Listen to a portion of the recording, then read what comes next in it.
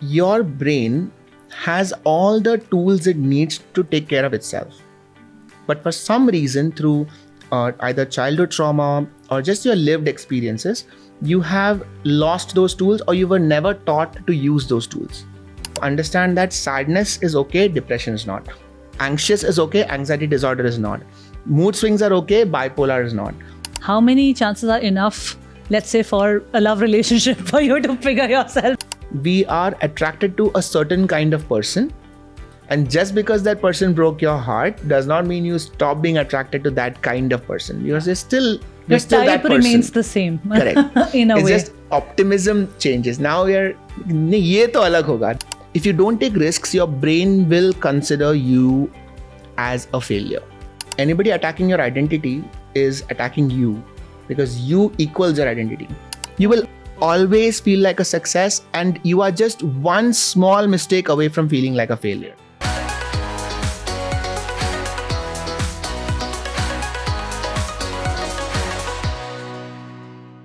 Welcome to the Journey Within podcast with me, Shobha Rana. This is a podcast where we deep dive into the personal growth journeys of our guests.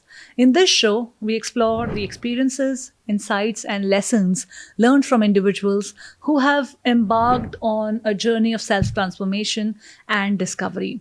Our guests share their stories of navigating through life's ups and downs, finding purpose and meaning, and ultimately becoming the best versions of themselves. Join us as we reflect on life, gain wisdom, and inspire each other to keep growing in our own journeys within, because it all boils down to what is happening on the inside, in the inner world. I've been talking about the working of the inner world and the outer world and everything in between through this podcast. I'm very, very excited to bring out my today's guest because he is a practicing neurologist. He knows the happenings of this brain and the mind, and we are going to dive into those interesting conversations with him. He is a practicing neurologist, a content creator, a podcaster, a TEDx speaker, and so much more. Please welcome Dr. Sid Warrier on my show. Hi, Sid. Welcome to the Journey Within podcast. I'm so happy to have you here. Thank you so much, Shobha. It's my pleasure. So Sid is a neurologist, and you've been practicing for a few years now, and you have studied about the brain and how the mechanics of the brain work. And I really want to take advantage of that fact and ask you a lot of questions about the brain and the mind. Mm-hmm. But firstly, let's start from your journey. Mm-hmm. How did you become a neurologist, and how did you then pivot to all these other things that you're doing currently? Sure. So the journey of a neurologist is a long one. I started off with studying for MBBS. I was 17. And then 5 years of 5.5 years of MBBS, 1 year of internship. Then you study to become an MD medicine doctor. So that's your PG exam. Mm-hmm. And then that's 3 years of MD and then 1 year of bond. Oh, wow. And then there is another exam where you study to become a DM. So that's a super specialist. Wow. So that's 3 years of DM. And if you're lucky, no years of bond, sometimes 1 or 2 years of bond.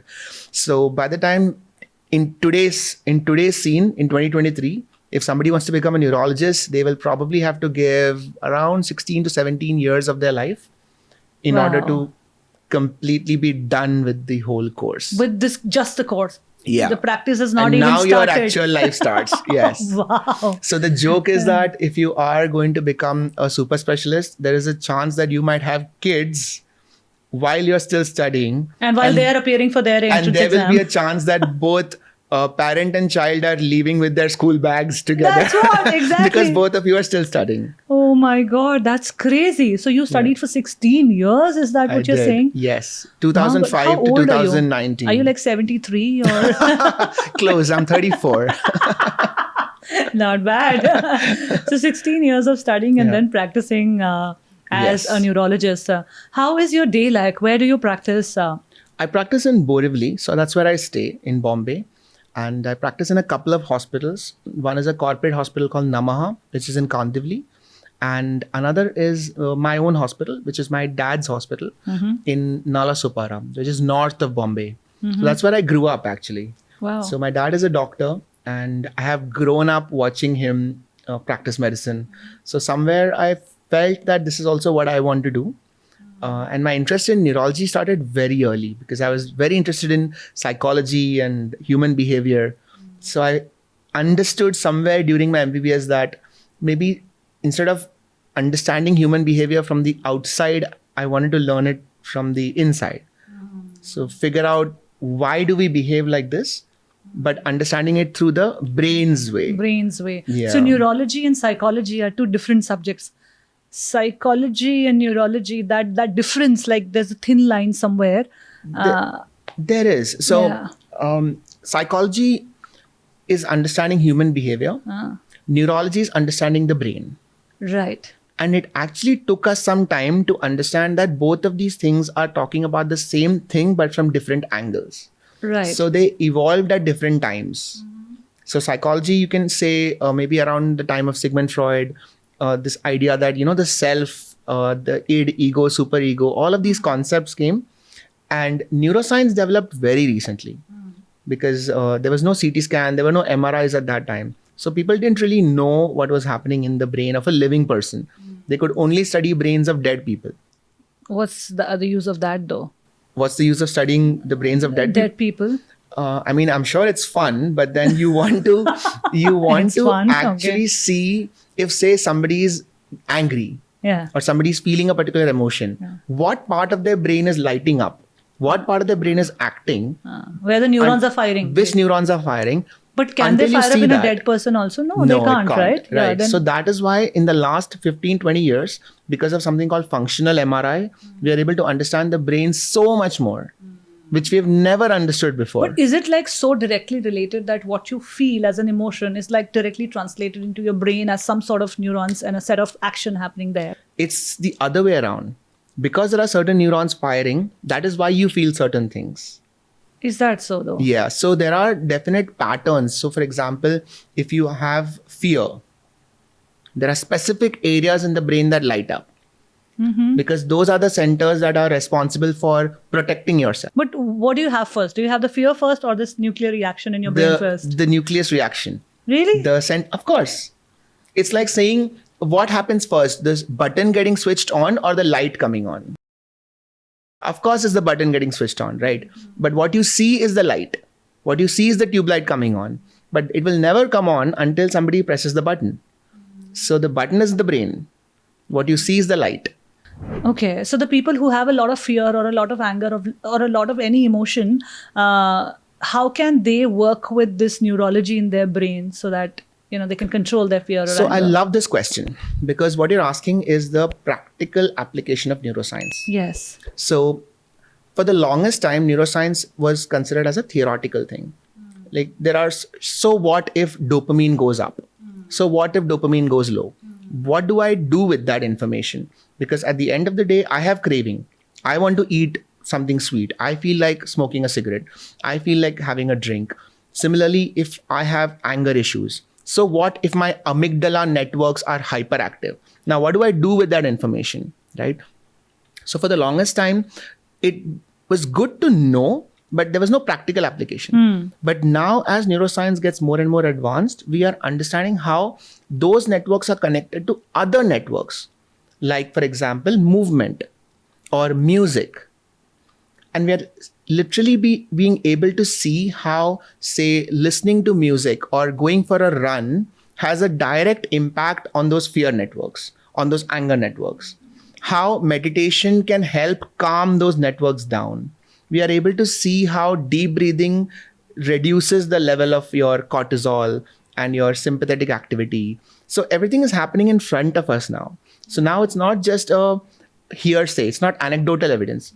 कि किसी ने बोला कि just have some deep breathing and you'll be fine. No, now you can see it. There is a study that has concluded that this particular activity will bring down the activity of this particular nuclear reaction in your mind, in your brain. Exactly. So right now, neuroscience is at that level where it is confirming a lot of theories that people had about their brains and changing a few other theories. But why do some people feel a lot of certain emotion? Like, why do some people feel a lot of fear? Or why do some people feel a lot of excitement or craving?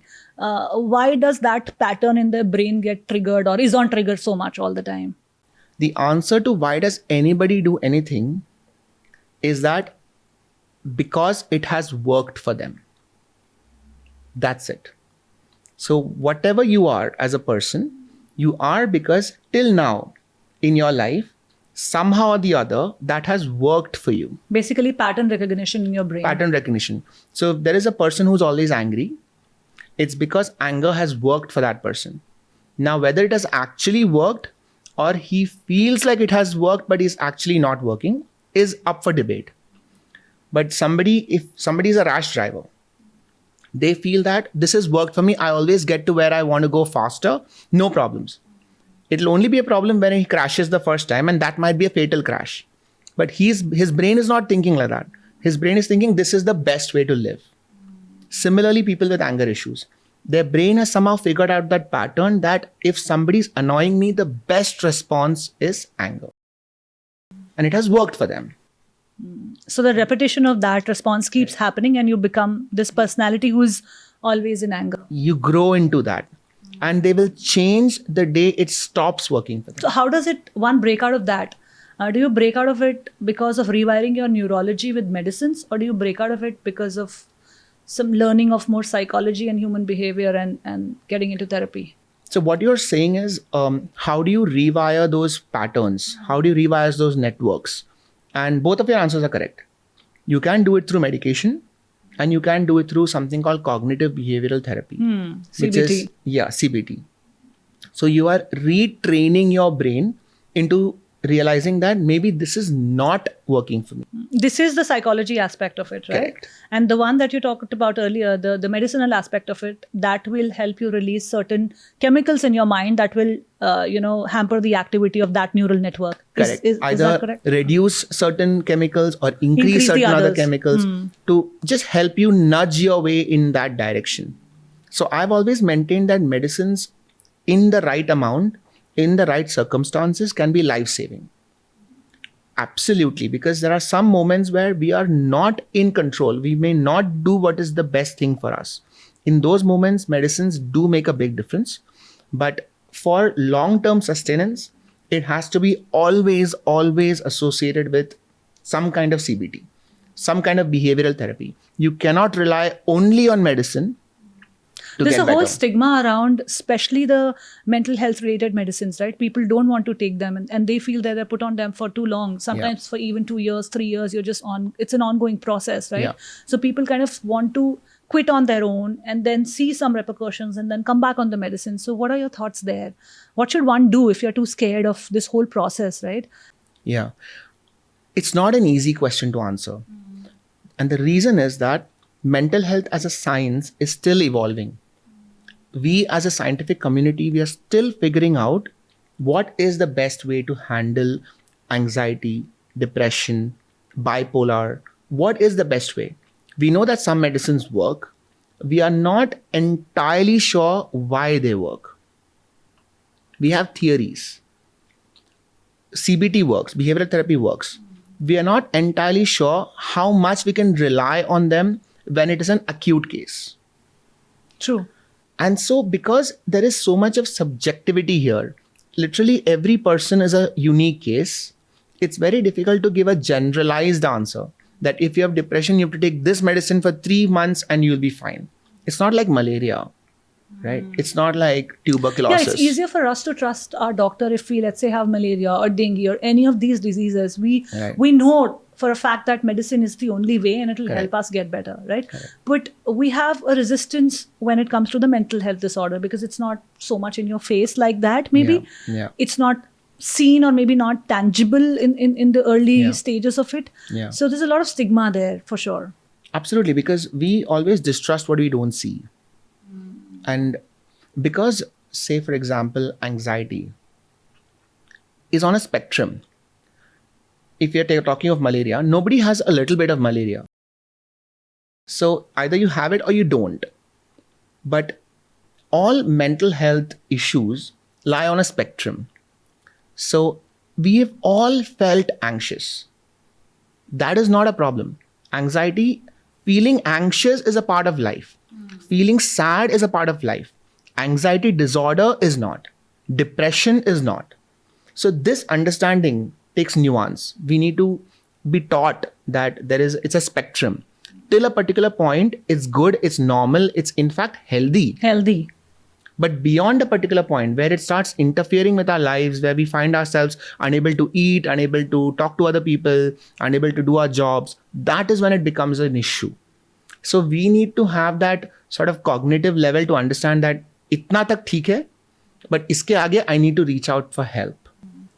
Actually, yeah, because all of these emotions that we negate as negative emotions, let's say anxiety or fear or, any of grief, all of these emotions, I feel that they are very necessary, because if you don't have anxiety, how do you perform? How do you think about the next thing? How do you plan better? If you don't have fear, you will just walk into the mouth of a tiger, or you'll just bump into a car on the road, right? So you need to have these emotions, but how do you sort of understand the nuanced version of it when it stops working for you and it starts becoming a default mode that you rely on so much, and then it sort of translates into all areas of your life. I think that's where caution is needed and the understanding is needed. My favorite word is learning emotional regulation. And this is a big part of behavioral therapy, because what happens in a lot of mental health issues is emotional dysregulation. When you start feeling anger, for example, anger is very normal. If somebody hits you, that anger is not abnormal. It is a very protective thing. And that anger emotion keeps spiking. But immediately there are supposed to be corrective mechanisms in your brain that allow you to regain control and calm down and think rationally. Suppose that protective mechanism is not there, and you are completely overwhelmed by that anger. You pick up a rod, you start hitting somebody, you break you let cars. Loose completely. Absolutely. That's what happens in mob mentality. Everybody just collectively loses their protective mechanism. They become complete slaves to that core primitive emotion, right? So emotional dysregulation is the problem, not emotion. And any kind of unregulated emotion can really lead you down to a very bad path. Whether it's anxiety, whether it's sadness, whether it's anger, any kind of emotion, unregulated, can take you to trouble. Just talking it out to somebody helps is what they say. Therapy works, therapy helps. Therapy is also a part of CBT. Yeah, absolutely. The way I see it is that your brain has all the tools it needs to take care of itself. But for some reason, through either childhood trauma or just your lived experiences, you have lost those tools, or you were never taught to use those tools. I believe what CBT does, what therapy does, is to teach you how to use your tools to help yourself. But Sid, how do you recognize that you don't have this tool in your arsenal, or you have it and you're not using it? Because people who are angry, they just know only that as the way of life. They don't know the other way. How does that come into your area of awareness instead of just being a blind spot? My belief is that we should stop thinking of therapy as something you go to when you're in trouble. I really believe that these tools are supposed to be taught to us as a basic human right. I feel like we have done ourselves a very big injustice in not teaching our kids and ourselves these basic tools. These are not tools for people who are going through issues. These are tools that every single one of us needs.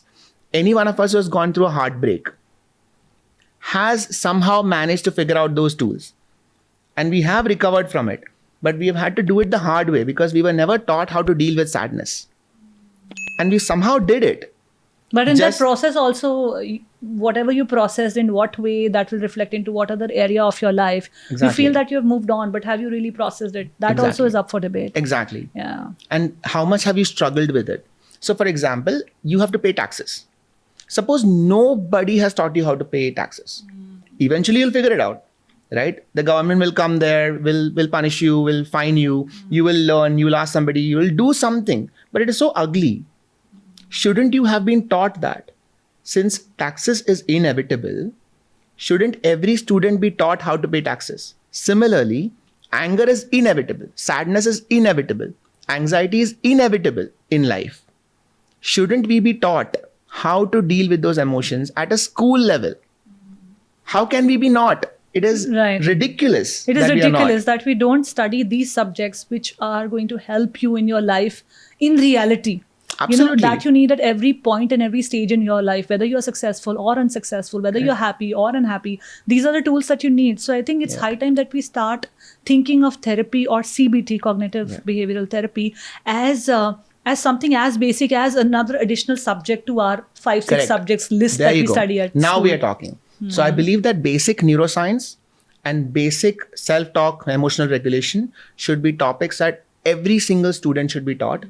And also all the adults who weren't lucky enough to be taught that. But every day that we don't teach, we are letting another batch of kids grow up without having the tools to deal with all this. Actually, more so now, because mental health issues are so much on the rise. Correct. And this is like an epidemic that we are already in. It's not like we're Yeah. we're going to face it in next 10 years. It's Correct. already as worse as it is becoming now. And it's a double-edged sword because now we are dealing with half information. So now an entire generation of kids has access to the terminologies of depression and anxiety without really knowing what it is. And so there is another epidemic of self-diagnosis. I feel like I am depressed. I feel like I have anxiety disorder. Now these are important terms. So there is a certain process in order to be diagnosed with that. There are certain criteria. And while I accept that those criteria are evolving and they are by no means perfect, I also feel like there is a danger in self-diagnosis. So now it becomes even more urgent Of to course. teach all the kids about what is normal, what is acceptable, what is not. Yeah, actually, the terms like depression, anxiety have become so casual in the usage. Even the terms like bipolar. Yeah. If you're happy a day and if you're sad and you're angry the other day, people have started using these terms so casually, as if these terms mean nothing and you can self-diagnose it just like that. And the challenge is that they are part of the spectrum. So we do have those situations where we feel sad one moment and happy another moment, and that is okay. It is that same thing taken to a pathological level that makes it bipolar disorder. So we need that nuance to understand that sadness is okay, depression is not. Anxious is okay, anxiety disorder is not. Mood swings are okay, bipolar is not. So this difference has to be understood. And that is when you know when to ask for help and when to not. What are the different stages of understanding this? How do you understand that you are, let's say, at a stage 1 of being anxious and the stage 5 is, let's say, anxiety disorder? I wish it was that clear cut. I wish human emotions were that well drawn that you can say that I am on stage 3 or stage 4. I mean, this is like so, confusing also in a way that if you see, like if as a mother, I see my kid feeling anxious in performing little tasks, do I straight away get him to a doctor and figure out if it is a disorder or it's just a general anxiety or just trying to figure out things in his own way kind of a thing? Yeah. How does one tackle with all this? It's kind of like you said, it's a double-edged sword, and it's for the person who's going through it and for the people who are living with that person. It doesn't do good to any of those, this half information. The way I see it is, imagine you're going to the gym. There is always another level of health.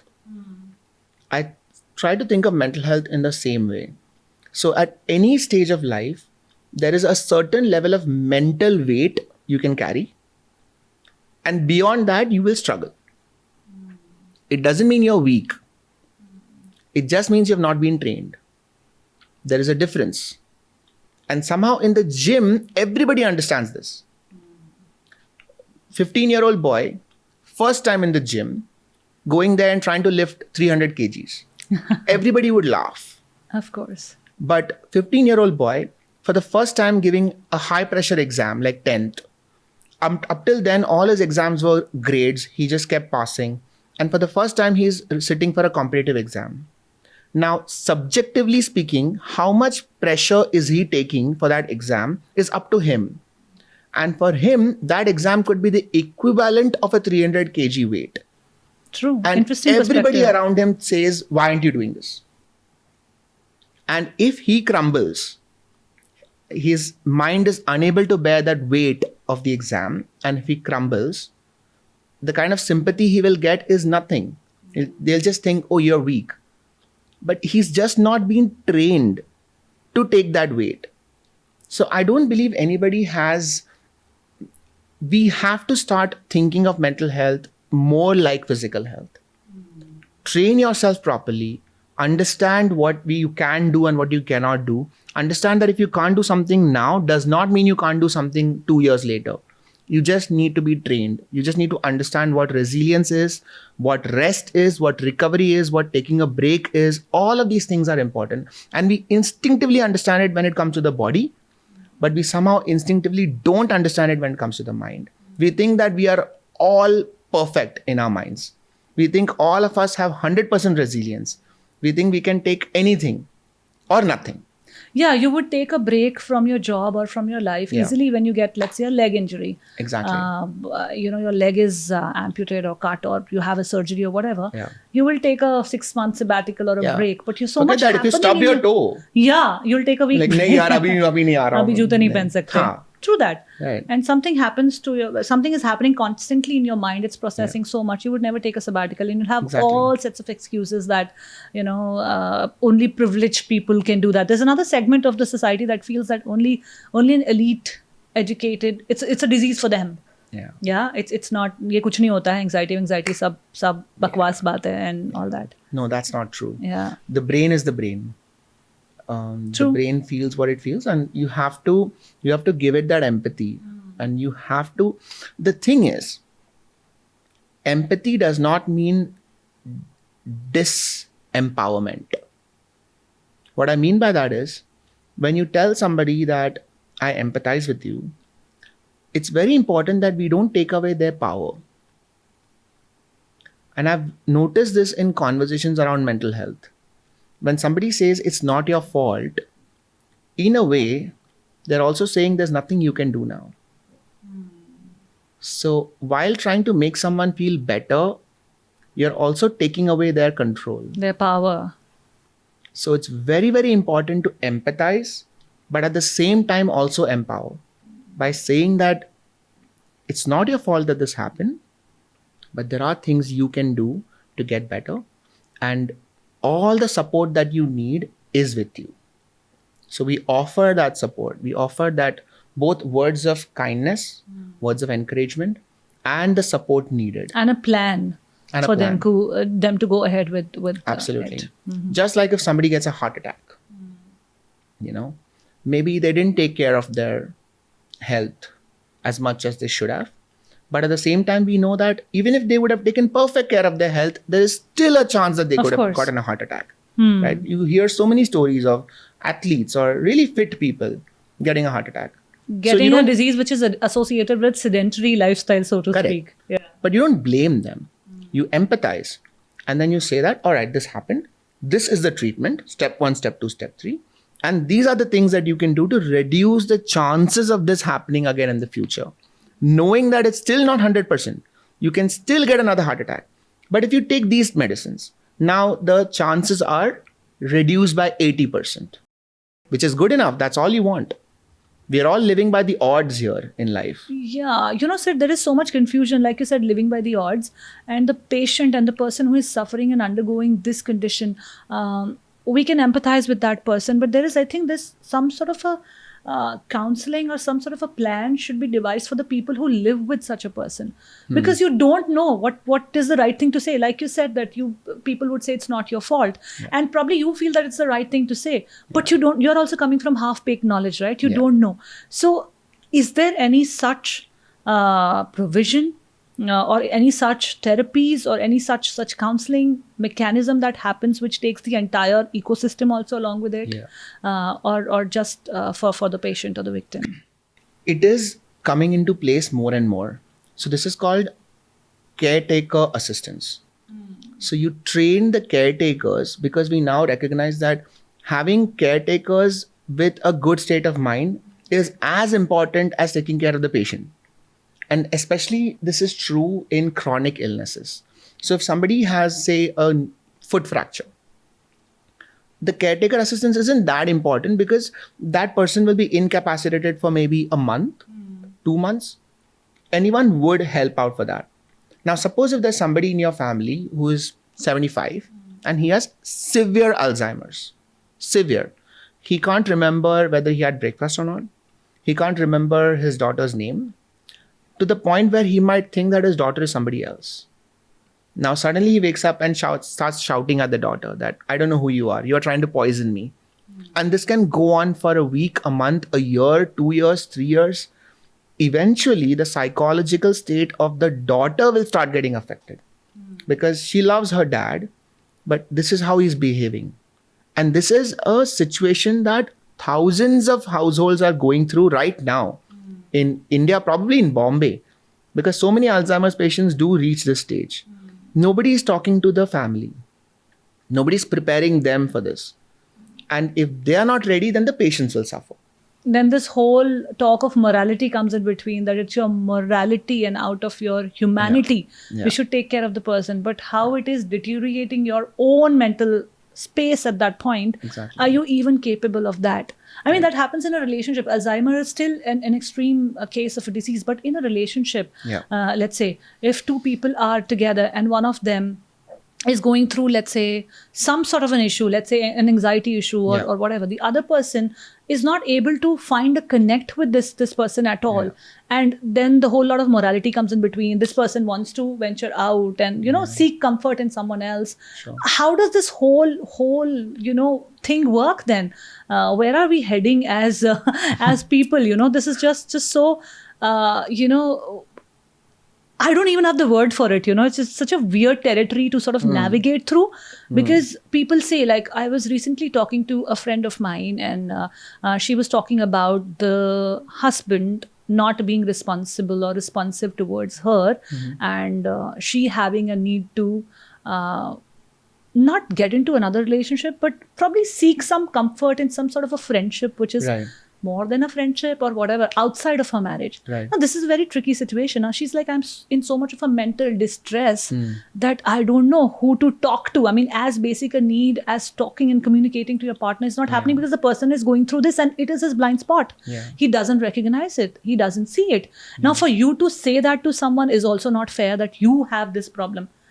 I mean, the person has to come to a realization of it on his own, probably. Or I don't know what's the way out. What's the advice that one could give here? And how does this whole dynamic work, including morality or, neurology and psychology and all of that twisting together here in this situation? I think without complicating it too much, the dynamic between two people living together has always been a tricky one. Absolutely. And this is not new. Probably ever since the concept of marriage or the concept of a family unit came in, there has always been this interpersonal dynamic that existed within families. And this existed between as many number of people are there in a household. So mother and father, father and son, mother and daughter, between every dynamic, there is that sense of conflict of what I want, what they want, and what we want. It's usually what always others that. want out of us also. And what others want. That also is into the equation. Yes, absolutely. Now, the thing is, the real challenge in any relationship is communication. How easily can you communicate whatever it is that is on your mind?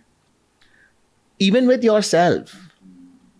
So I've realized more and more that any couple who is going through a problem, chances are that one or both of them have been lying to themselves quite a lot. And they say that they want certain things, but they actually want something else. And for whatever reason, they have not accepted that. They may say it, but they've not accepted it. Communication, Sid, as much of a barrier it is between two people. And I think a lot can be solved when you have this communication going between the two of you. But it also becomes a blind spot for you to see that my not communicating is a problem. You see that as a way of life because that's the family you've grown up in, or that has worked for you being this particular way. That's why you do what you do. To a point that you don't know that it's not working out for others in your equation, and you are being detrimental to your own self. You're not having fulfilled relationship per se. You can never have, right? If others are not happy with you, that relationship is never going to be fulfilled. Right. However much you want it to be, or you feel that you are. Correct. So neither you are having a fulfilled relationship yourself, or the other lives that you're impacting, those are also taking a toll. So how do you communicate to that person and get this to them that, we should enhance or work on this area of our life? I mean, it's just too tough because I've seen it in my family itself. That the getting through somebody getting them to talk or making them see this as a problem. Right. They just say, hoti to hai baat, sab kuch to hai theek. I mean, how do you go beyond that? It's Denial just, is beautiful. Yeah, I mean, it's just a very difficult terrain to sort of navigate in. Yeah. If you are in conflict with yourself, you cannot have a smooth relationship with somebody else. All relationships are built on top of each other. What if the person doesn't know that he's in conflict with himself? Then they're very happy. Then it's good. It's great. But they have everything breaking apart amidst or amongst them. Yeah. Yet they're in that denial that everything is working. Yeah. It's just so weird. So, see, at the end of the day, you cannot tell somebody else how to live their life. Okay? That's what I've understood. That you can sort things out for yourself and you can help how much ever you can. But at the end of the day, I believe that every single human being has a fundamental right to live their life in the way they want, even if you think that is self-destructive. Because that is what autonomy means. So if there is somebody who is drinking and they are drinking their way to death, at every point you can try and help. You can talk to them, you can talk to the family, you can help them get enrolled in a de-addiction program. You can speak to their relatives about, what else can we do if they're drinking for a particular reason, if they don't have money, maybe you can solve that problem. Yeah, this all can be solved when you can talk to them. Correct. What if you just can't talk to them? Then at the end of the day, if that person wants to drink their way to death, they will. And we have to accept that. Because otherwise, we will take responsibility over something that we never really had power, control, or responsibility for. Right? So at the end of the day, if two people are simply unable to communicate and they don't wish to communicate, then that is their choice. I do fundamentally believe that. That doesn't mean that we don't offer help, because that is how the system is. You cannot live somebody else's life for them. True. We all have to live our own life based on, at some level, at some biological level, the choices that we make.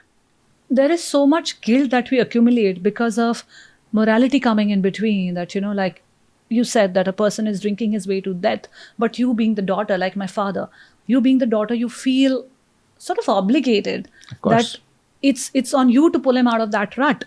Yeah. And this question that whether he wants to come out of it or not, that is then obliterated, Yeah. It's not even considered. Correct. And then you take so much of this guilt and you're processing the guilt, and then it is changing so much of wiring in your brain. Yeah. It is showing up in so many different ways in your relationship, at your work, with your friends, with your planning for your future, whatever. It's just such a messed up situation. It took me many years to come to terms that I cannot help. Yeah. I want to help. I want things to get better, but I cannot. I think walking away or cutting cords in a way, not that breaking the relationship, but cutting cords with the guilt is what I'm saying, is something that also needs to be talked about more. So this is the essence of stoicism. And I believe it's a beautiful concept, because as human beings, we have a need to control. Control makes us happy. Let me rephrase that. Control makes us think that we are happy. True. Okay. Or thinking that we have control, or the illusion of control, makes us happy. So I will walk into a room, and if everything looks under control, I'm okay. But if there's a raging fire somewhere, I'm uncertain. Now I'm anxious, right? Because I can't control that fire. True. If you tell me that there's a poisonous cobra somewhere in this room, even if I can't see it, I won't be sitting comfortably here, because that's something I can't control. So we want to control everything around us. So even if there's an illusion of control, we will be very happy. I feel that one of the reasons why we try so hard to fix something is because we feel that we can't control it, and that is making us unhappy. We have to come to terms with what can we control and what can we not. There are certain things that we can't control. We have to accept that. Because many times what happens is we spend way too much time and energy on things we can't control, and we ignore the things we can. And overall, your life is worse off because of it. So in this case, if there's a family member who would not stop drinking, because we are so frustrated with our lack of control, many people will prefer cutting off entirely because they are unable to remain in that zone where they're trying and they're not able to do it. True. Right? But then I believe that's also not The ideal. best way or the ideal way. Correct. Of Because, course. and this is where I really find a lot of sense in Bhagavad Gita's core Yes. advice, which is just do your job. Yeah, empathy and compassion shouldn't be conditional. Just do your job. What is your role in that moment? What is your role? What do you think is your role? You do that, and whether or not that action has the intended effect or not, that is not in your control. So somehow I'm in awe of how Stoicism as a philosophy was described in the Bhagavad Gita so many years ago. Right. And even today, that fundamental truth still holds. Understand what you can control and what you can't. And one of the things you can't control is the result of your actions. What you can control is your action. Focus on your action, and over time, you will find that your life is better. Right. And like I was saying, this empathy and compassion shouldn't be conditional. This is something that I learned personally from my own journey, that, we are empathetic and compassionate towards people until a point we feel that we can control them or we can make them do what we want to do. When that control goes loose, we're like, this person is the worst. Yeah. Right? So yeah. Like, I love you as long as you're replying to my texts. If you stop replying, then I don't love you anymore. It's a whole lot So of work. was that love? Yeah, it's a whole lot of work to develop that kind of compassion and empathy. Correct. It's still a work in progress, but I know if you scratch the surface, at least something will start to happen there. This awareness. I think a lot of things can become better when they come in your awareness. Yeah. A lot of these things, since they are in our blind spots, we do nothing about them. And the reason that they are in our blind spots is because having them there keeps us safe. True. You don't want to keep thinking of the things that you don't have control over. You would much rather ignore them. Which is why we don't think about rising sea levels, for example. Is it really in our control? Do we know? Is there something we can do? Let's not think about it. We don't think about climate change. We don't think about a lot of things. I mean, and this I'm talking in a global level. If there's nothing we can do, it's so much easier to ignore it. It's that ostrich phenomenon, put your head in the sand. That's what we do. And it's for our own protection, because otherwise it would literally drive us crazy. If we keep thinking about all the things we can't control, it will drive us crazy. It will paralyze us. This is called it's called decision paralysis, where if there are too many things to decide, you will not be able to decide anything. There's a poem, I forgot the poem, but the concept it's called the centipede's dilemma. So centipede has around 100 legs and it's walking around. And if you ask the centipede, wait, how do you know which leg you will put forward next? Now it suddenly can't walk because it's so confused. Otherwise it's a mechanism. Otherwise it's just going along. So that's how we live. Most of us, that's how we live. Just through habit. And habit building can also be wired in your neurons up here, or how does that work? Everything you do is a habit. Everything. Is that the way you can change the patterns in your mind, the neurological pathways in your brain?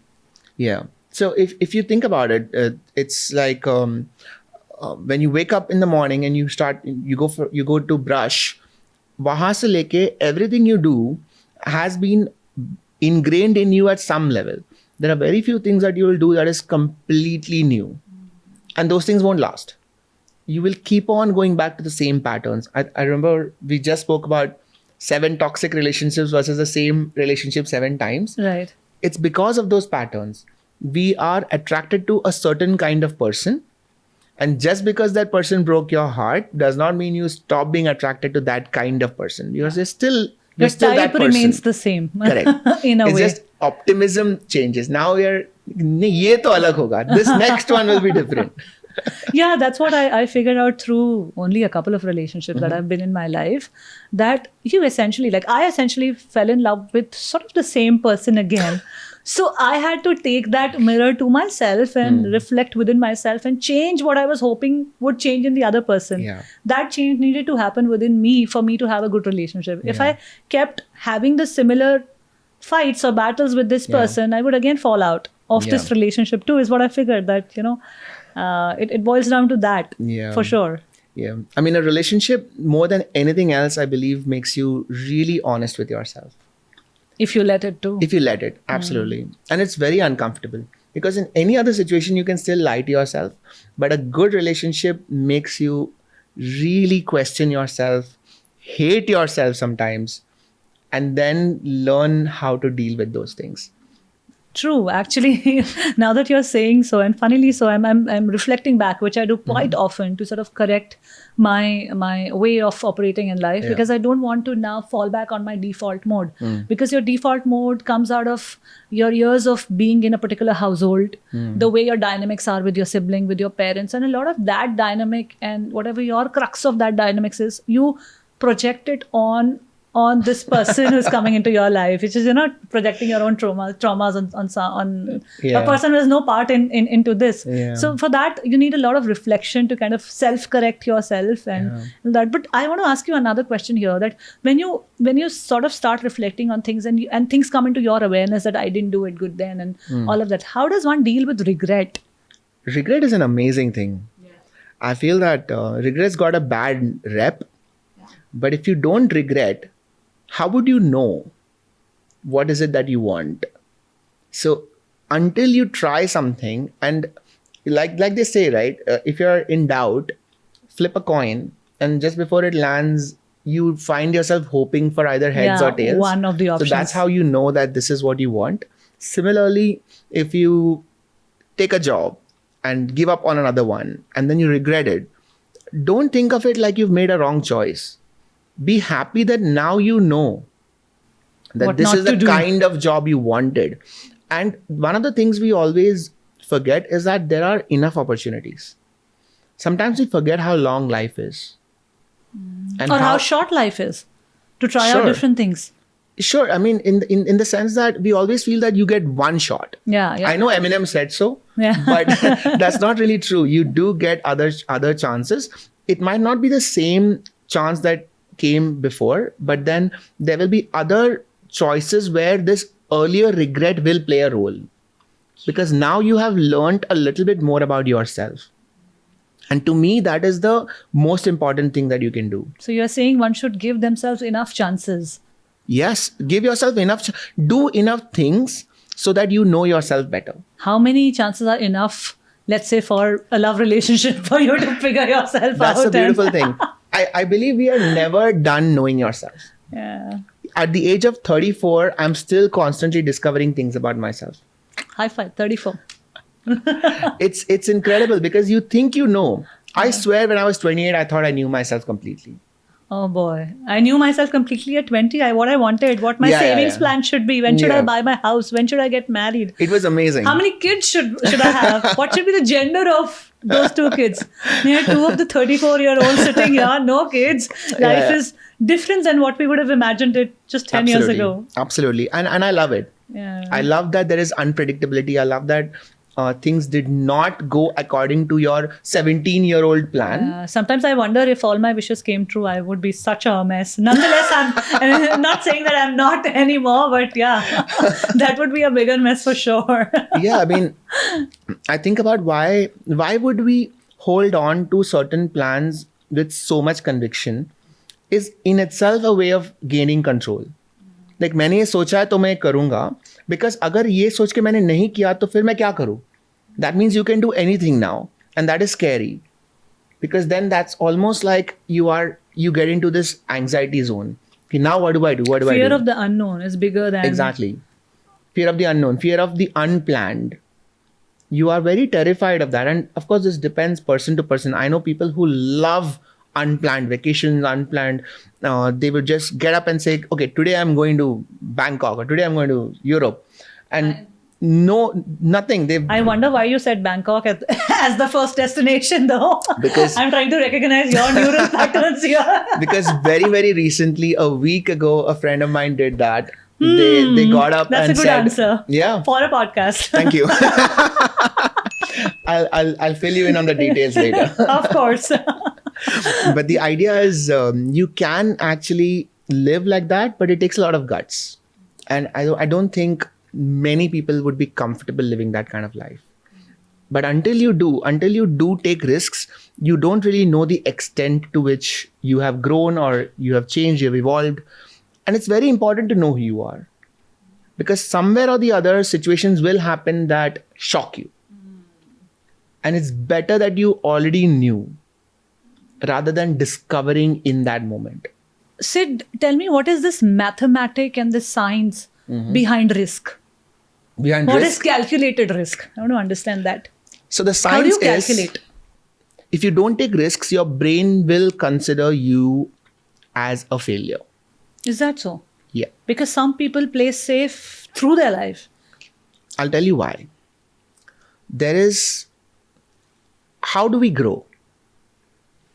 We grow by getting things that we didn't already have.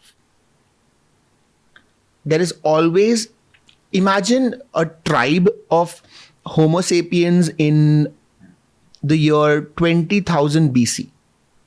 Okay? They've left from Africa and now they're exploring in Europe.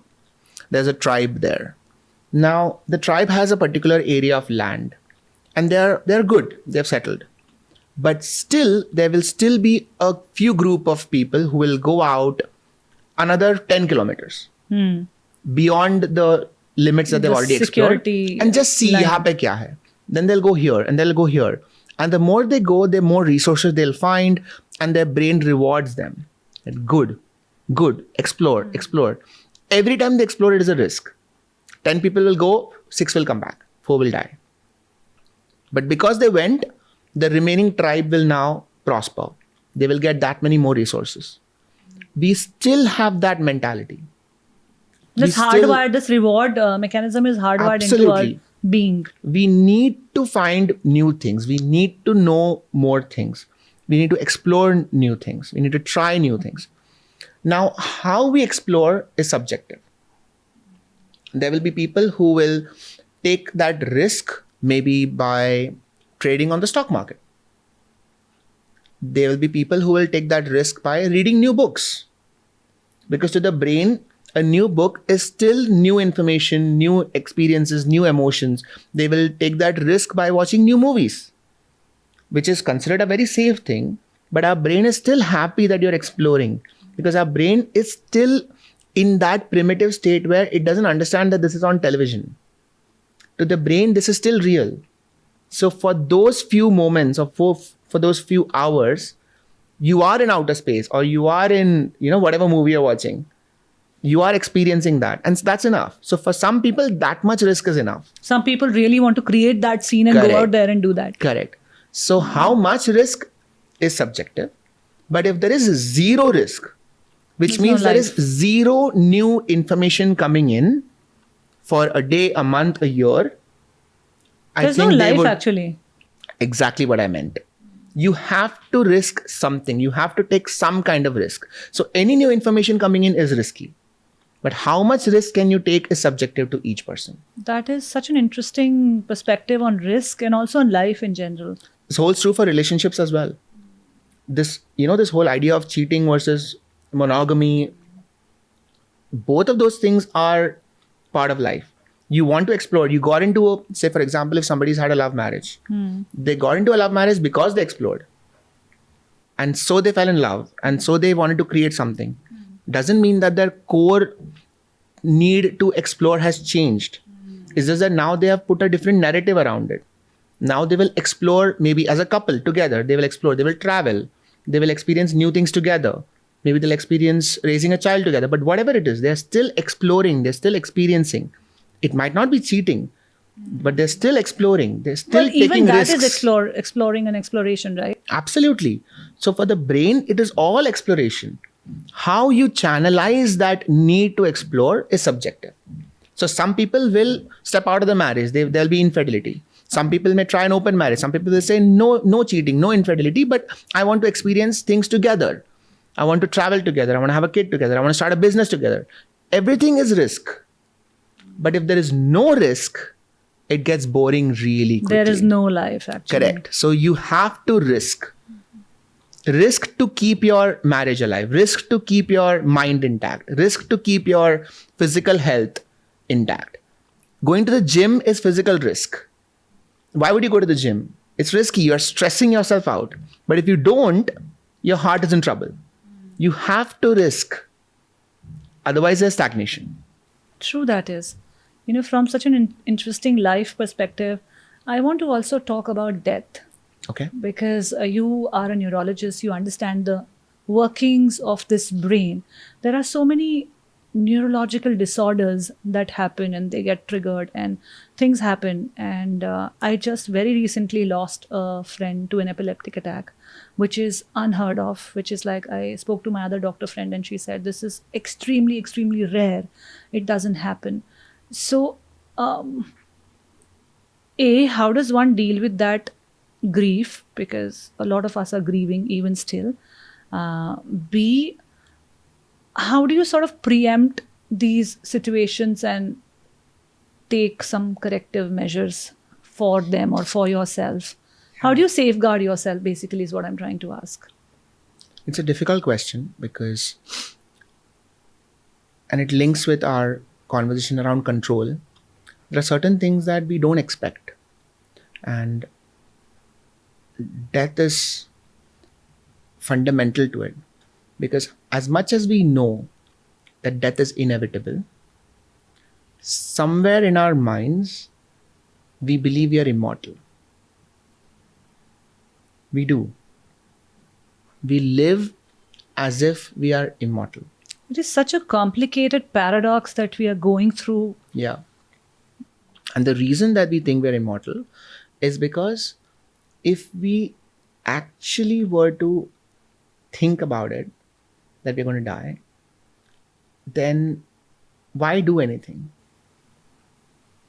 Why struggle? So if a tiger is coming to eat us, why run away? If it's inevitable, कि मरना ही है, तो so why खाने दो fight?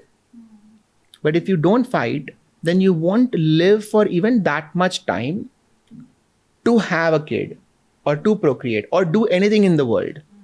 And if you don't do that, then your species will not grow. So you need to live in the illusion of immortality for long enough for your species to grow. Till death catches you. Till death catches you. And then when it catches you, you're surprised. Like, oh, aisa kaisa ho gaya? Because we are still caught up in that illusion of immortality.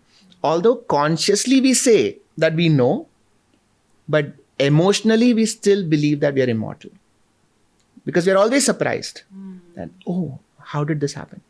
It has happened to every single person who has ever been alive since the beginning of time. Always.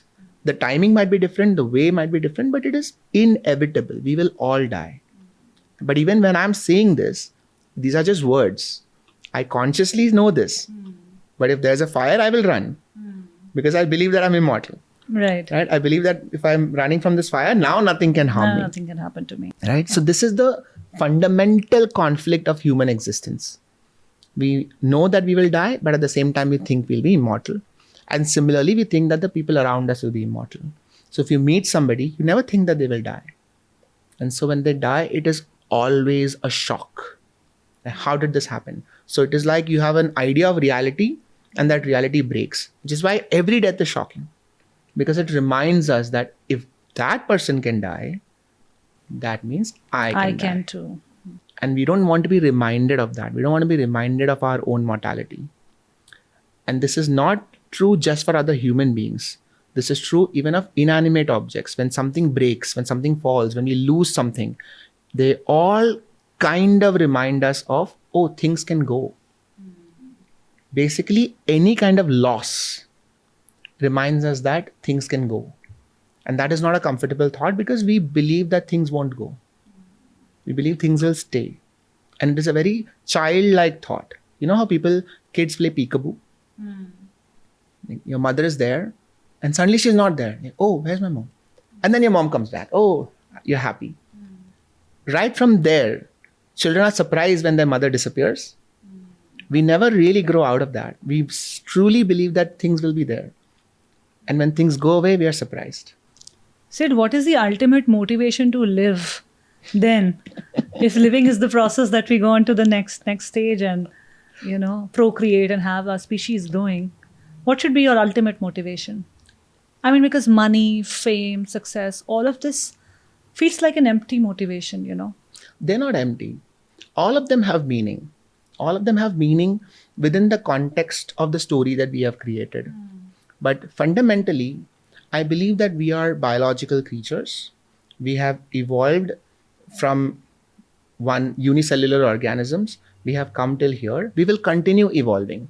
How you and I live our lives is actually not that important in the grand scheme of things. Of course. Right? So if suppose we were all to die now, it won't really impact the history of anything. If the planet goes life. out also completely, it doesn't matter to the whole Sure. universe. So then, initially I thought this was a very depressing thought. Yeah, I know. Kya hai matlab? It can get you to these two loops. One could be Correct. empowering, what could be depressing. So Correct. that's the meaning So that you I give always to it. pick the empowering one. Yeah. Because I believe that agar itna hi hai, then that means that the meaning that I give my life is entirely my prerogative. क्योंकि पहले से कोई लिखा हुआ meaning तो है नहीं. Our brain has very recently acquired the capacity to give meaning. Animals can't do that. In fact, we are one of the few creatures in the world, maybe dolphins and orcas, maybe squids and octopi, but debatable. Great apes, maybe they have some social structure and all that, and they have storytelling capacity, but nobody does it as well as we can. We literally are the only species in the world who have the capacity to create our own stories. If we were to live just like animals, what's the point? Right. You have a superpower. Use it. Create stories. Create narratives about yourself because you can. Nobody else can. And these should be empowering narratives, of course. Of course. They will fuel you to do better. Correct. And you can create any narrative you want. We have created narratives. McDonald's is a narrative. There's no such thing as McDonald's.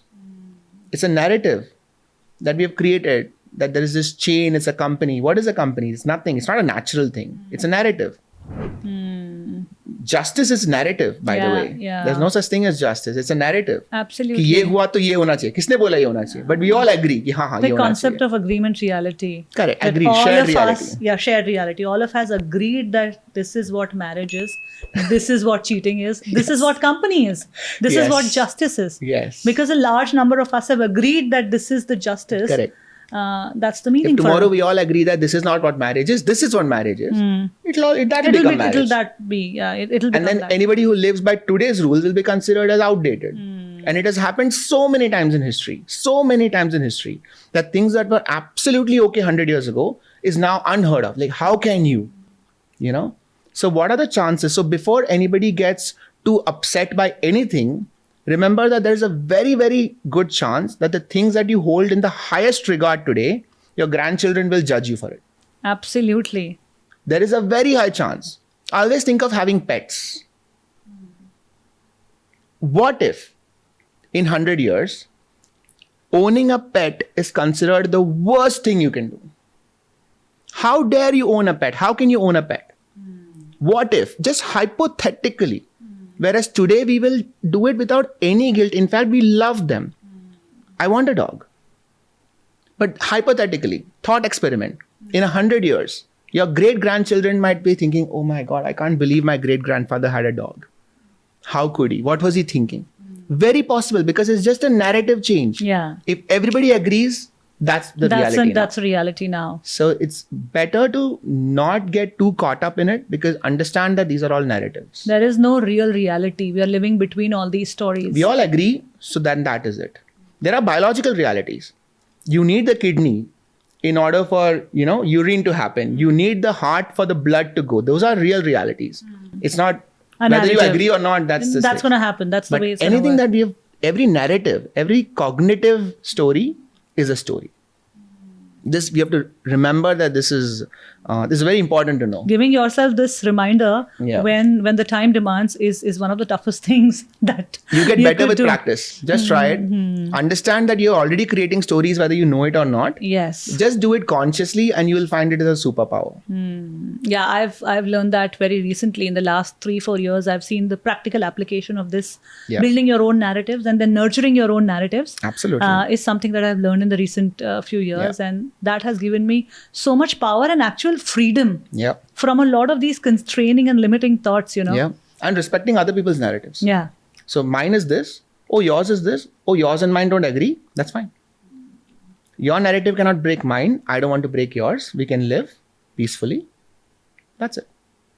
So we have enough space for two narratives to exist. You believe that the earth is flat. I believe that the earth is round. Your belief is yours.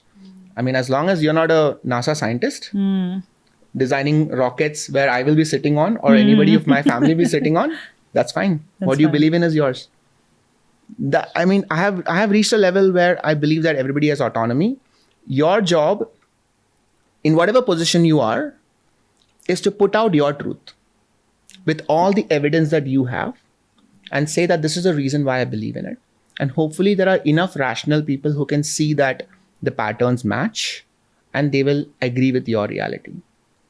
Give me 3 ways. How do you build your own story that empowers you? I don't even think there are 3 ways. I think there's just one way, which is to understand how your current story has been written and then how to change a single fact about it. Just understand that what is your narrative? Most people don't even know that. They're living through it, but what is your narrative? Why are you like this? And the one easy way of doing it is think of yourself in third person. In this situation, what would Shobha do? Then you start thinking of yourself as a character. So in this situation, what would Sid do? So Sid is the kind of guy who believes this. And so in this situation, he would probably think like this and that's how he would do it. That is your narrative. So ask yourself, put your name in that slot. In this situation, what would your name, what would they do? And you immediately understand how your narrative is created. And you know that if you put your friend's name, the answer will be different. If you put your dad's name, your answer will be different. Yeah. Same situation, everybody will behave differently. Yeah. So that is your narrative. Like, what would you do if you have to work, let's say, 2 hours extra? Yeah. What would your dad do if he has to work 2 hours extra? Don't ask what would I do. Yeah. That makes it too personal. Yeah. That makes it identity. Yeah. And identity can't be changed. You think. Yeah, But identity narrative can be versus changed. narrative. This is very interesting conversation. Yeah. Identity versus narrative. Narrative can be built, can be nurtured, can be changed, can be transformed. Yeah. Identity cannot. How and why so? Identity can, but identity is personal. So to change that takes a lot of effort, takes a lot of guts. Because anybody attacking your identity is attacking you because you equals your identity. Whereas here, me does not equal my narrative. My narrative is something that I've created. It's like clothes that I've stitched on me. And Isn't your identity also a narrative that you've created? Absolutely it is. But now it is too personal. So you cannot confuse clothes with skin. Wow. Interesting. So we often confuse clothes with skin. We often confuse narrative with self. Self is self. Identity is something that you have acquired through the years and you've been wearing some of them for so long that you think this is a part of you. So for example, if you were born and your mom puts a silver chain around your neck and you've never in your life taken off that chain, you might be forgiven for thinking that the chain is part of your body. That's how it is with identity. A lot of things you have taken on so early on that you think ye to change ho hi nahi sakta. But it's clothes, not skin. Wow. Interesting. Yeah. Quite interesting, actually, because this gives you the power to separate out between the sense of self and narrative. Correct. And when you have a clear distinction of the two, then you can know that one can lead to the ultimate change of the other if that's what you need in your life. Again, we are harping on topics that were discussed in the Bhagavad Gita. Like what is self and what is non-self. It is very fascinating because even from a neuroscience perspective, identity is something that you create. Self is very rooted. Self does not have a name. So you are not Shobha. Yeah, self doesn't have so many desires or No, whatever no. stems out It's of very, identity. it's very, very core. And I don't really believe in the concept of the soul, but I understand why that concept came. Because you need some placeholder to call that thing. What is that thing? If you remove everything else, bachta kya hai fir? Bachta kya hai? Right? So you need something to identify that. But that's what it is. It's all narrative and non-narrative. So what is biological and what is cognitive? So what is creative? our true self? That non-narrative is our true self. Everything else is layers of No, narratives. there's no such thing like that. No? There's no true self. Everything is part of you only now. But there are some things that you can change and some things that you cannot. I don't even go into that true and non-true. I think I need to do with you a couple of more episodes to understand all at of what this. point does it become therapy? No, but yeah, I'm trying to understand your interesting perspective on things, Yeah. And I like that a lot of your understanding of life is also rooted in Bhagavad Gita, because I think it is such a great book to understand the nuances of life. Absolutely. I found a lot of correlations between Bhagavad Gita, neuroscience, spirituality, even a lot of philosophy that I read. Even philosophy. At the end of the day, all roads lead to the same realizations. Vivekananda said this, that the road to truth is not linear, it's radial. So he said that if the truth is at the center, everybody is walking along different roads, and everybody is at a different distance from the that truth. center. And you might think that somebody is walking in the opposite direction, but they're not. Everybody is going towards that, but they're going towards that at different speeds, and they're at different lengths from it. Some people are very close, some people are very far. But everybody is going there. All philosophies, all religions, all sciences, eventually everybody wants to know. Everybody will get there, but at their own pace. And there's no right and wrong pace. There's no late. It's such an arbitrary thing. Take your time. I would love to know more about your concept of time, but for now, I think Next time. you are tight on time. Let's do it next time. So let's do it next time. Yeah. I'm so Since time is happy arbitrary that anyway. arbitrary anyway. Yeah. But I really want to thank you for coming over, Sure. and I just have one last parting question for you. Okay. Amidst all this confusion, these narratives, these building your habits and building your identity and yourself, and all of this, what is your definition of success? I'm interested to know an answer that comes out of Bhagavad Gita and psychology and philosophy and neurology all mixed in. Yeah. I love how deceptively simple the question is. Yeah, I know. Because all success assumes a story.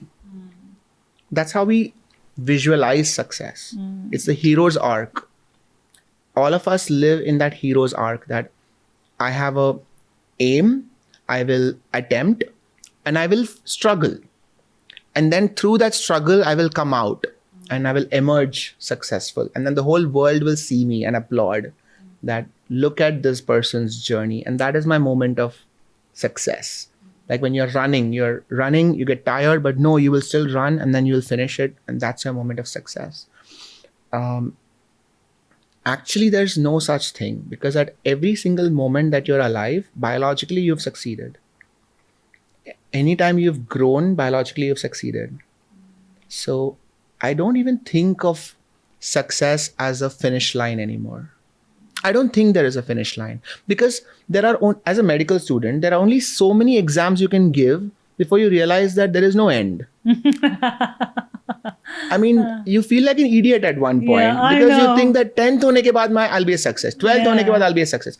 I have given more than 25 exams. I am done with the idea of success. There is no such thing. Yeah, You will goalpost. always feel like a success, and you are just one small mistake away from feeling like a failure. So true. it is such an arbitrary thing. It's like happiness. You know, what makes you happy? Everything makes you happy.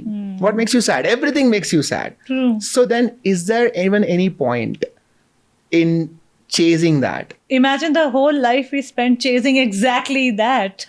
It's so arbitrary. Yeah. It's like saying what makes you hungry or what fills your stomach. I mean, whatever, you will keep eating, but then that doesn't mean you're never hungry again. You will feel that. So success does not mean there's no failure later. So I don't think there is anything that will make me feel successful, because there is honestly no such thing. Wow. Life is such a complicated paradox, as I was saying earlier. Yeah. And I'm finding some solace in the fact that you're also in the same Equally gamut messed of up. whatever. Yeah, equally messed up is the easiest way to say that. I didn't want to say that, but yeah. I heard it. I heard you. Yeah. You thought very loudly. I think so too. But thank you so much, Sid, for Thank joining you. me on this episode and sharing so much from your wisdom. And we definitely need to do those Sure. 2, 3, 4 continuing episodes, part 1, part 2, and rest Sure. of it. Thank you so much for having me. It's been a pleasure. Thank you. Thank you. Thank you so much, guys, for watching this episode of the Journey Within podcast. I really hope that we left you with some insights, some perspective to look at your life from, and also a lot of fun that we had on this episode. So please like करो, share करो, comment करो, subscribe करो, और YouTube को तभी पता चलता है कि हम कुछ ढंग का काम कर रहे हैं जब आपकी engagement उस पे आती है. So please do that if you like what we are trying to create here. Thank you so much.